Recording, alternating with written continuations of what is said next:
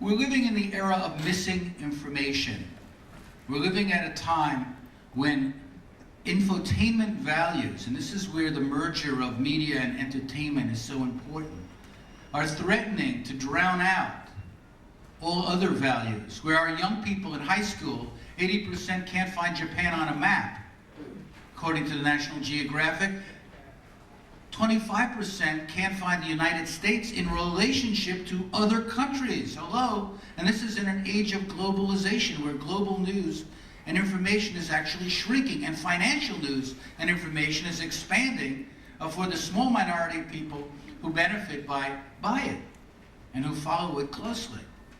So we have we have 5 business channels, no labor channel, no environmental channel, no real channel speaking up for women and advocating for other minorities in this country whose voices are often not heard in the media mix.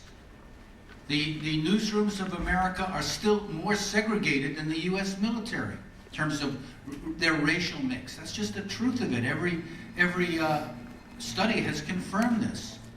We're seeing more, we're learning less. And this is something that's really crucial because it involves, in a sense, the future of our democracy. And it involves what media we consume. Everyone in this country believes, and if you ask anyone in this room, you will tell me, I am sure, I think for myself.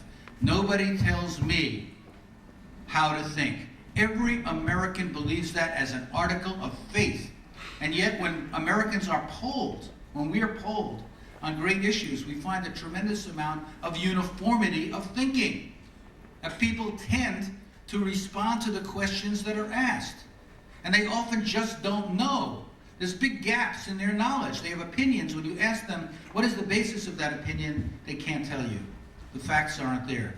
2 days ago, I'm doing a film about a little story that you may remember, although it hasn't really been covered at all, which is what happened in Florida in the year 2000 in the presidential election. Remember that?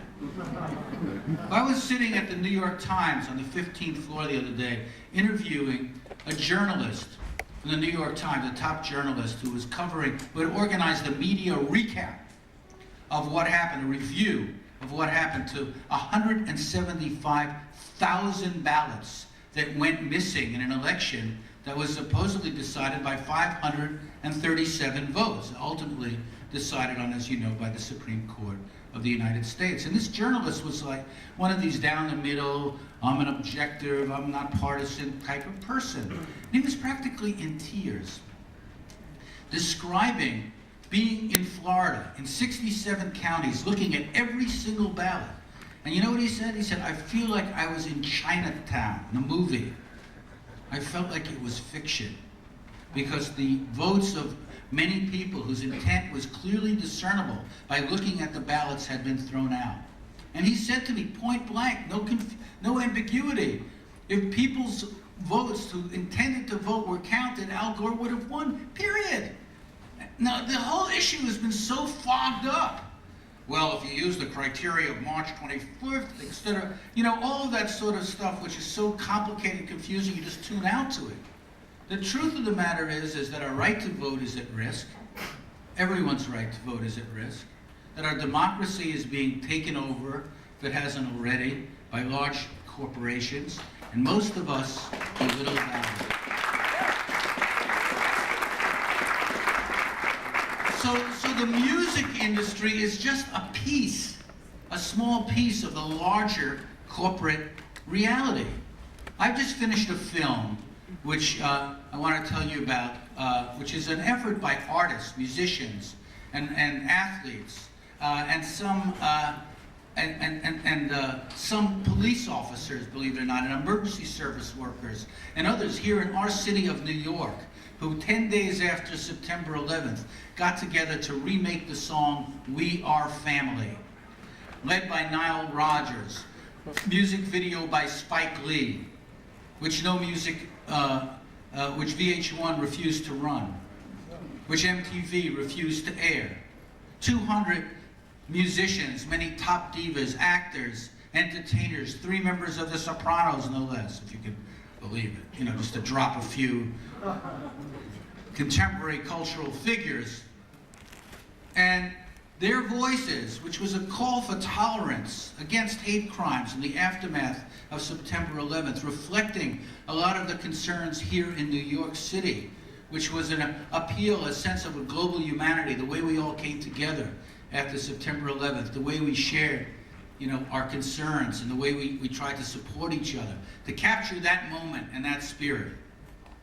And we produced a film which was promptly rejected by PBS, the public television, okay, which also rejected an earlier film I made, which was on Sun City, the record that brought artists together against apartheid and helped actually change the world, led by Stephen Van Zandt, 54 other musicians,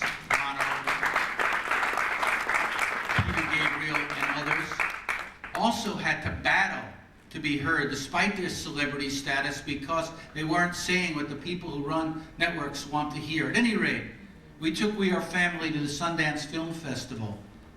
And to the surprise of the Sundance Film Festival, it had a rousing response.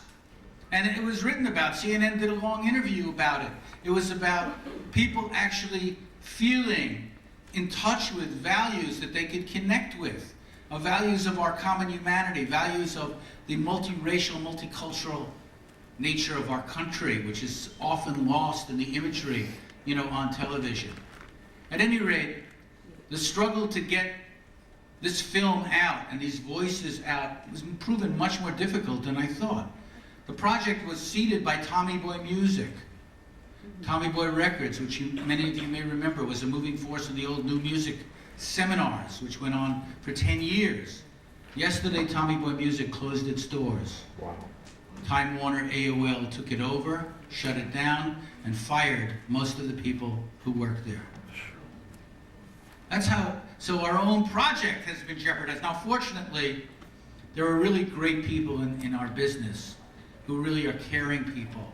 And the folks that run the screening room down on Canal Street, the only theater open close to Ground Zero, said this film must be seen in New York, and they're showing it for a week, starting on March 8th. And we welcome you to come to it, not only to show support for the film, and to see the film where Spike Lee is and many other people who you recognize and whose music has inspired you over the years, but also to make a statement about support for artists who are willing to stand up and speak out, and not just pander, to a kind of patriotically correct view of how we should think and what we should say. And at that point, the lights went out. At any rate, I want to close on this point because really it's a point of hope.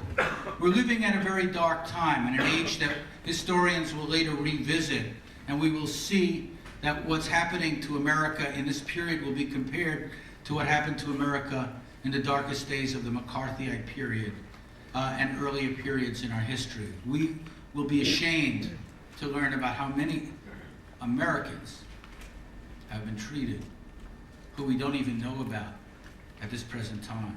But nevertheless, I think events like this reignite a spirit of caring, of community, that we need to cherish and build upon. That's why what Steve did here was so gutsy, flying in the face of everybody who told him it could never work. And look around the room, you're all here. So we need to do something about it. I'm trying to do something about it in my own field, in the media world.